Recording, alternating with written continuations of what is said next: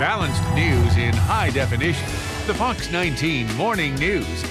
Social media is a fun way to stay connected, but it could open you up to scrutiny, especially if you're looking for a job. Joining me this morning is Dave Hatter with Libertas Technologies. Dave, how you doing? I'm good, Rob. How are you? Because we share all kinds of information out there that maybe we shouldn't, and it gets out there in the universe and you can't bring it back. Well, and that's an important point to note. You know, recruiters are increasingly using this. There's all kinds of studies that have been conducted and found this, and a lot of recruiters turn people away simply because of the things they're saying out there. What are some of the things that can be said about you, and how does that information get out there? Well, obviously, some people say things about themselves that they probably shouldn't say, like, you know, they went out and did a lot of drinking last night, and that kind of thing.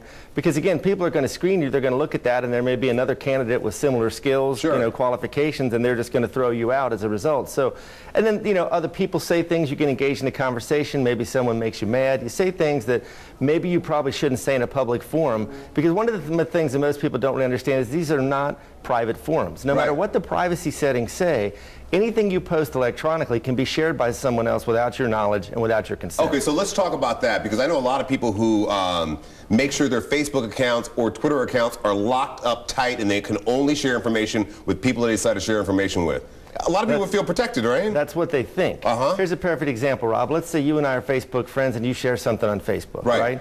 And then later, you know, maybe within seconds, you have a second thought about it and say, maybe I shouldn't do that. Well, in that time, if it shows up on my screen, I can copy it and paste it into an email. I can print it out. Even before you know, there's no way you can know that I've done that. There's no way you can control how I use it, and it can come back to haunt you later. Here's a question for you, because a lot of us have done dumb stuff, right? And there's dumb stuff out there floating around, you know?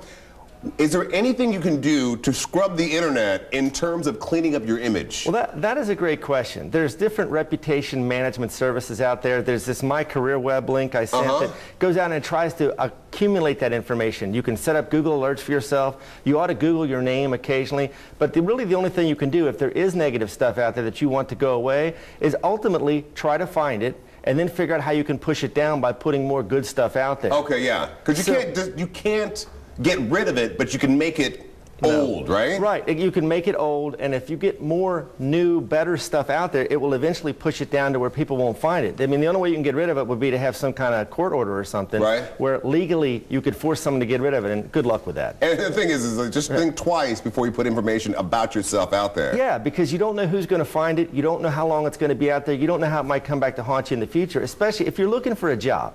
You really need to be thinking about these kinds of things. And the other thing is, if you are looking for a job, even though you don't like to Google yourself, at least if you know what's out there, you can kind of fight it. Absolutely, because you may have someone with a very similar name, right?